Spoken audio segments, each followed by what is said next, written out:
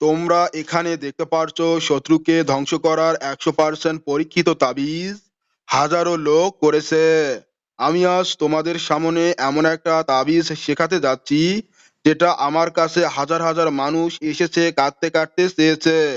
আর তারা 3 থেকে 4 মাস পর ফোন করে বলেছে, উস্তাদ আমার শত্রু আর দুনিয়াতে নেই, সে মারা গেছে, আমি এখন শান্তিতে আছি। এই তাবিজের নাম তাবিজে মারণে কালা। যার নাম লেখা হয় সে 9, 19 কিংবা সর্বোচ্চ 40 দিনের মধ্যে ধ্বংস হয়। আমি নিজে গত 12 বছরে 700+ লোককে এটা দিয়েছি, একজনও ফিরে আসেনি।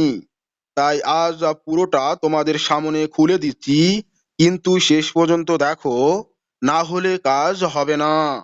উদ্দেশ্য, এই তাবিজ শুধুমাত্র তাদের জন্য যাদের শত্রু তাদের জীবন নষ্ট করে দিয়েছে, ঘর ভেঙেছে, সন্তানের জীবন নষ্ট করেছে, যে শত্রু ক্ষমা করার যোগ্য নয়, যার স্থায়ী ধ্বংসের জন্য এই তাবিজ। এখানে একটি গুরুত্বপূর্ণ বিষয় হয়তো আপনারা বুঝতে পারেন নাই, যে এখানে বলা হয়েছে ঘর ভেঙেছে। এটা সেই ঘর যে সম্পর্ক, ঠিক আছে, সম্পর্ক ভেঙে দিয়েছে, যেমন স্বামী স্ত্রীর মধ্যে সম্পর্কের বিচ্ছেদ করিয়ে দিয়েছে। এটা কি বোঝানো হয়েছে যে ঘর ভেঙেছে? এগুলো আগের ভাষা। তো আশা করি বুঝতে পেরেছেন। তো শত্রুকে চিরস্থায়ীভাবে ধ্বংসের জন্য এই তাবিজটি ব্যবহার বা প্রয়োগ করতে হবে। এই তাবিজটি প্রয়োগ করার জন্য কিছু উপকরণ, যা অতি গোপনীয় জিনিস, যেমন 1 নম্বরে একটা কালো কাগজ 5 × 5 ইঞ্চি। এখানে আপনি পর্যাপ্ত পরিমাণে নিতে পারেন, সেটা আপনি বিচার বিবেচনা করে সংগ্রহ করে নেবেন। এরপর 2 নম্বরে জাফরান প্লাস কালো কুস্তুরি প্লাস লাল চন্দন মিশিয়ে তৈরি কালি, অর্থাৎ এই কয়টা বস্তু মিক্স করে আপনাকে কালি তৈরি করতে হবে। এখন তোমরা এই জিনিসগুলো কোথায় পাবে? বাজারে পাবে, যেখানে কবিরাজি জিনিসপত্র বিক্রয় করা হয়, সেখান থেকে খুব সহজেই সংগ্রহ করে নিতে পারবে। তারপর 3 নম্বরে বলা হয়েছে শত্রুর ব্যবহৃত জিনিস, যেমন ছবি, কাপড়ের টুকরো, চুল, এগুলো না থাকলে শত্রুর নাম প্লাস শত্রুর মায়ের নাম বসিয়ে প্রয়োগ করতে পারবে। এরপর 4 নম্বরে বলা হয়েছে 7টা কবরের মাটির টুকরো, অর্থাৎ 7টি কবর থেকে তোমাকে আলাদা আলাদা ভাবে মাটি সংগ্রহ করতে হবে একটু একটু করে। বুঝতে পেরেছো? তারপর 5 নম্বরে বলা হয়েছে একটা মৃত প্রাণীর হাড়ের গুঁড়ো, যে কোনো মৃত প্রাণীর হাড়ের গুঁড়ো তোমরা সংগ্রহ করবে। এখানে তোমরা আল্লাহর নামে যে পশু জবাই করো সেই পশুর হাড় হলে কিন্তু হবে না। যে পশু একা একাই মারা যায়, যেমন বয়স হলে মারা যায় বা হঠাৎ মারা যায়, যে পশু মারা যায়, যে কোনো পশু, ঠিক আছে, তো যে পশু মারা যায় সেই পশুর অর্থাৎ প্রাণীর হাড় তোমরা সংগ্রহ করবে এবং সেটা গুঁড়ো করে রাখবে এই কাজটি করার জন্য। তারপর 6 নম্বরে বলা হয়েছে 7টা কালো তিল। এই কালো তিল তোমরা বাজারে পাবে। তো বন্ধুরা, তারপর 7 নম্বরে বলা হয়েছে একটা ছোট কালো কাপড়ের থলি, যেটা আগেই তৈরি করে নেবেন বাড়িতে, থলে অর্থাৎ থলির মতো, যেখানে উক্ত জিনিসগুলো সব গুচ্ছিত ভাবে রেখে বেঁধে যেন কাজ করা যায়, এরকম একটা থলে তৈরি করে নিবে বাড়ি থেকে। একটু পরে পুরো বিষয়টা বুঝতে পারবে। তাহলে তোমাকে যেটা করতে হবে, কালো কাপড় দিয়ে একটা থলে তৈরি করে নিতে হবে। তারপর 8 নম্বরে বলা হয়েছে লোহার প্যারেকে 3টা, তাতে কবরের মাটি মিশিয়ে নিবে। তো তোমরা আগে যে কবরের মাটি সংগ্রহ করলে, এখানে 4 নম্বরে যেটা বলা হয়েছে 7টা কবরের মাটির টুকরো, তো ওই মাটি সামান্য একটু হচ্ছে 3টা প্যারেগের সাথে ঘষিয়ে নিবে, মিক্স করে নিবে, তারপর ওই মাটি তোমরা ব্যবহার করবে। বুঝতে পেরেছো? আশা করি আমার কথাগুলো বুঝতে পেরেছো। এখানে যে 8টি জিনিস বা প্রয়োজনীয় উপকরণ, এগুলো কিন্তু অবশ্যই সংগ্রহ করতে হবে। এগুলোর মধ্যে একটা বাদ গেলে কিন্তু কাজটা সম্পূর্ণ হবে না। তারপর এখানে দেখতে পারছো যে মূল তাবিজ ও দুর্গম নকশা। এই মূল তাবিজ এবং দুর্গম নকশার মাধ্যমেই তোমাকে এই কাজটি সম্পূর্ণ করতে হবে। এখানে ভালোভাবে লক্ষ্য করো এবং তাবিজটি দেখে নাও। মনোযোগ দিয়ে তাবিজটি দেখো এবং যে গুরুত্বপূর্ণ কথাগুলো তোমাদেরকে বলতেছি এটা মাথায় রাখো। আমি দেখাচ্ছি তোমাদেরকে এই গুরুত্বপূর্ণ তাবিজটি। এখান থেকে তাবিজটি দেখে নাও একটু পরে স্যাম্পল আকারে ভালোভাবে বুঝিয়ে দেব। এখানে বলা হয়েছে উপরে শত্রুর নাম 7 বার লিখবেন, উল্টো করে ডান থেকে বামে। চারপাশে 4টা মিমতা অর্থাৎ মৃত্যু লিখবেন। মাঝে 3 গুণ 3 গ্রিডে 786 বিসমিল্লাহ আবজাদ যে সংখ্যাটা এটা লিখতে হবে।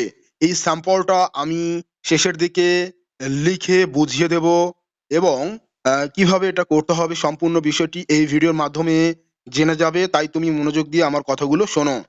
তারপর যখন তাবিজটা সম্পূর্ণ লেখা হয়ে যাবে, তাবিজের নিচে তোমাকে এই আরবি লেখাটা লিখতে হবে।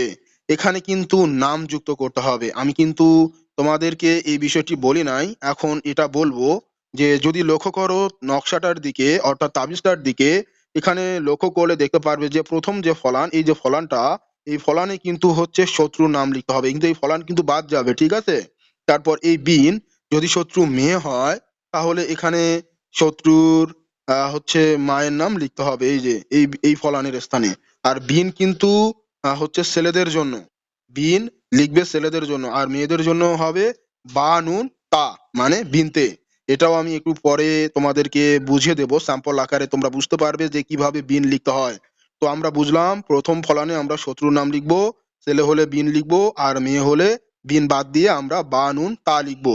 তারপর দ্বিতীয় ফলানে আমরা শত্রুর মায়ের নাম লিখবো। আশা করি তোমরা সবাই বুঝতে পেরেছো। তো এই হলো নাম। ঠিক একইভাবে যখন তোমরা নিচে, তাবিজের নিচে এই তাবিজটা যখন লিখবে, এই তাবিজের একদম নিচে কিন্তু তোমাকে এই লেখাটি লিখতে হবে।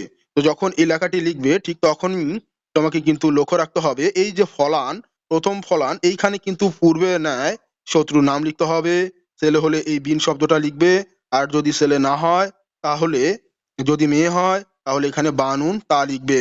আর এখানে যে তৃতীয় ফলান, এখানে শত্রুর মায়ের নাম লিখে তাবিজ লেখাটি সম্পূর্ণ করবে।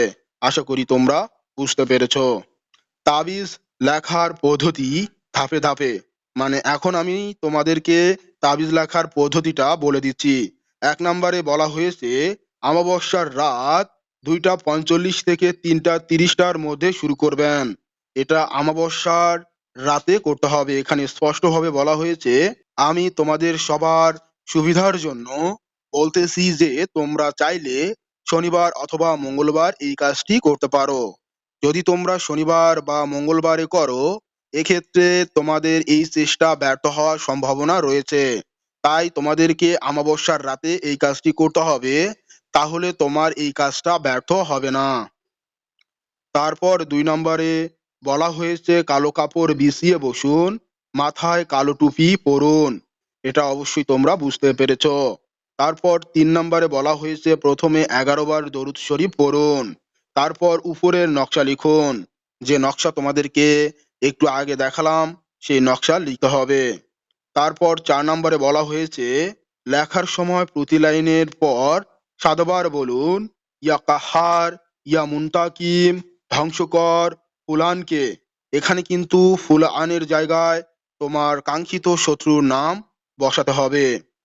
আর যখন তুমি একটি করে লাইন লিখবে, ঠিক তারপরে তোমাকে ইয়া কাহার, ইয়া মুনতাকিম, ধ্বংসকর, ফুলানকে এইভাবে কিন্তু নাম উচ্চারণ করতে হবে এবং একটা করে শব্দ লিখতে হবে।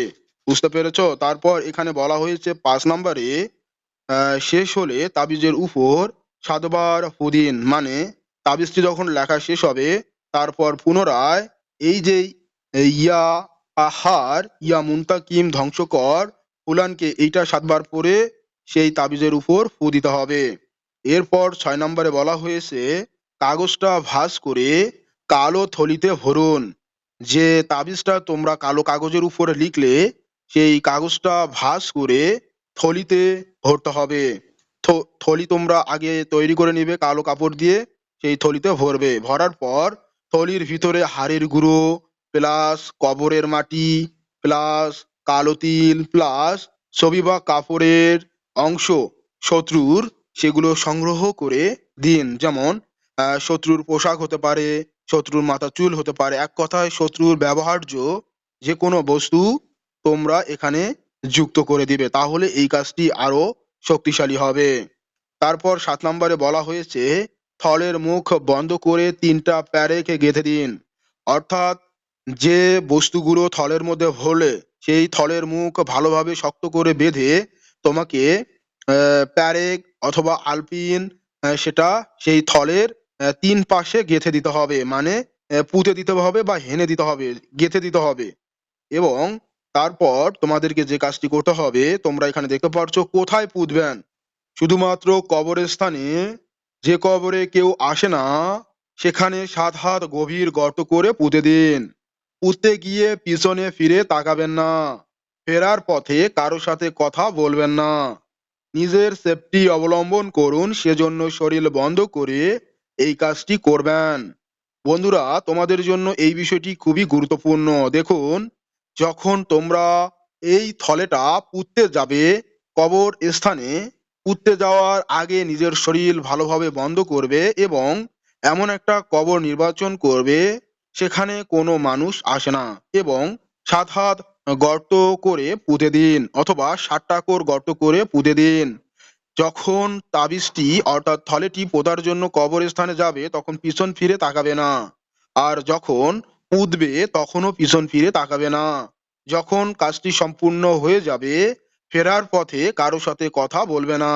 এটা কিন্তু সরাসরি কিতাবের মধ্যে উল্লেখ রয়েছে। আমি যেভাবে তোমাদেরকে শিখিয়ে দিচ্ছি তামান ইউটিউবেও তোমরা এভাবে শিখতে পারবে না। তারপর এখানে দেখতে পাচ্ছ কতদিন লাগবে ফলাফল আসতে। এখানে ছোট শত্রু 9 দিন, মাঝারি শত্রু 19 দিন, খুব শক্তিশালী শত্রু 40 দিনের মধ্যে পুরো ধ্বংস হবে। বন্ধুরা, তোমাদের জন্য সাবধানতা ও করণীয় এখানে তোমরা দেখতে পাচ্ছ। 1 নম্বরে বলা হয়েছে এই তাবিজ কখনো নিজের আত্মীয় কিংবা নির্দোষের উপর করবে না। 7 দিনের মধ্যে নিজের ঘরে লাশ পড়বে। যদি তোমরা কোনো নির্দোষ ব্যক্তির উপর করো অথবা নিজের আত্মীয়র উপর করো বা নিজের পরিবারের সদস্যদের উপর করো তাহলে কিন্তু 7 দিনের মধ্যে নিজের ঘরে লাশ পড়বে। তাই সাবধান থাকা উচিত। তারপর 2 নম্বরে বলা হয়েছে 40 দিন কালো কাপড় পরবেন, মাংস মদ খাবেন না। এখানে কিন্তু অবশ্যই নিরামিষ খেতে হবে। আমিষ জাতীয় কোনো খাবার খাওয়া যাবে না। এটা অবশ্যই মাথায় রাখবে। কেননা তান্ত্রিক কবিরাজ যারা রয়েছে তারা দেখবে যে নিরামিষ খায়। অবশ্যই খাবার বিষয়টি মাথায় রাখবে। তারপর 3 নম্বরে যে বিষয়টি বলা হয়েছে কাউকে বলবেন না আপনি কি করতেছেন, এমনকি স্ত্রীকেও না। আর স্ত্রীরা করলে স্বামীকেও বলবেন না। খুব গোপনে এ ধরনের কাজগুলো করুন। 4 নম্বরে বলা হয়েছে প্রতি রাতে 11 বার দরুদ পড়ে ঘুমাবেন, নইলে উল্টো আপনার দিকেই ফেরত আসবে জাদু এবং আপনাকে শরীর বন্ধ করতে হবে। আয়াতুল কুরসি পড়ে নিজের শরীরে ফু দিলেই নিজের শরীর বন্ধ হয়ে যাবে। তারপর এখানে দেখতে পারছো পরীক্ষিত ফলাফল সত্যি গল্প। গত বছর একজন ভাই এসেছিলেন, তার শ্বশুর তাকে ঘর থেকে বের করে দিয়েছিল। 19তম দিন রাতে তার শ্বশুর হার্ট অ্যাটাক করে মারা যান। আরেকজন ব্যবসার পার্টনার টাকা মেরে দিয়েছিল। 33তম দিন সে গাড়ি দুর্ঘটনায় মারা যায়। আমি নিজের চোখে দেখেছি এই তাবিজ কখনো ফেল করে না।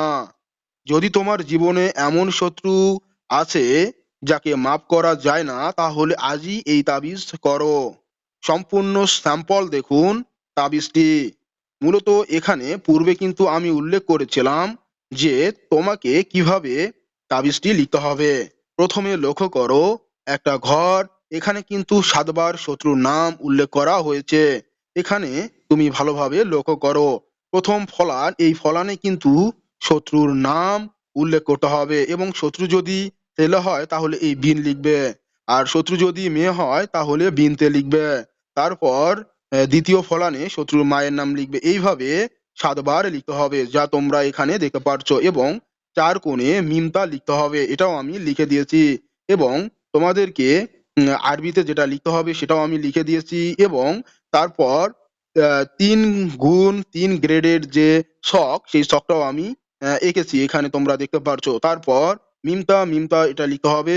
লেখার পর তোমাকে কিন্তু হচ্ছে নিচে যে আরবি লেখাটা লিখতে হবে সেটা কিন্তু আমি এখানে লিখে দিয়েছি তোমাদের বোঝানোর জন্য। তোমরা এটা কালো কাগজে লিখবে, লাইব্রেরি থেকে কালো কাগজ সংগ্রহ করে নেবে। আর তোমরা এই কবিরাজি তন্ত্রমন্ত্র এটা লিখিও না, কারণ এটা আমার স্যাম্পল বিধায় আমি এটা এটা এখানে লিখে দিয়েছি, কারণ অনেকেই চুরি করে আমার ভিডিও, তো তাই আমি এখানে এটা লিখে দিয়েছি কবিরাজি তন্ত্রমন্ত্র থেকে এটা প্রকাশিত। তো আশা করি তোমরা সবাই এই স্যাম্পলটা দেখে পুরো বিষয়টা বুঝতে পারছো। তারপরেও যদি বুঝতে না পারো অবশ্যই কমেন্ট করে জানাবে। তারপর তোমরা এখানে দেখতে পারছো কমেন্টে লিখে ফেলো, ইয়া আল্লাহ, আমার শত্রু ধ্বংস হোক, আমি তোমার জন্য দোয়া করব। অথবা কমেন্টে লিখুন, এরকম পরীক্ষিত তদবির আরো চাই। তাহলে এখনই চ্যানেল সাবস্ক্রাইব করো, পাশের বেল আইকন অন করে দাও, যাতে পরে ভিডিও মিস না হয়। আমি তোমাকে যেভাবে শেখাচ্ছি এভাবে পুরো ইউটিউব ঘুরেও বা কোনো শিক্ষাগুরুর কাছ থেকেও শিখতে পারবে না। টাকা পয়সা খরচ করেও এমন জ্ঞান পাওয়া সম্ভব নয়, কারণ আমি নিজেই তোমাকে সরাসরি শিখিয়ে দিচ্ছি। বাস্তব অভিজ্ঞতা, বাস্তব তন্ত্রমন্ত্র কবিরাজি জ্ঞান থেকে আমি কবিরাজ সোহানুর রহমান সাগর আমার কবিরাজি তন্ত্রমন্ত্র ইউটিউব চ্যানেলের মাধ্যমে তোমাকে প্রতিদিন গুরুত্বপূর্ণ শিক্ষা দিচ্ছি। তাই দেরি না করে এখনই চ্যানেলটি সাবস্ক্রাইব করুন আর নিয়মিত আমাদের সাথে যুক্ত থাকুন। ধন্যবাদ। সকলকে জানাই আমার তরফ থেকে সালাম, আসসালামু আলাইকুম, এবং হিন্দু বন্ধুদেরকে জানাই আদাব। খোদা হাফেজ, আল্লাহ হাফেজ।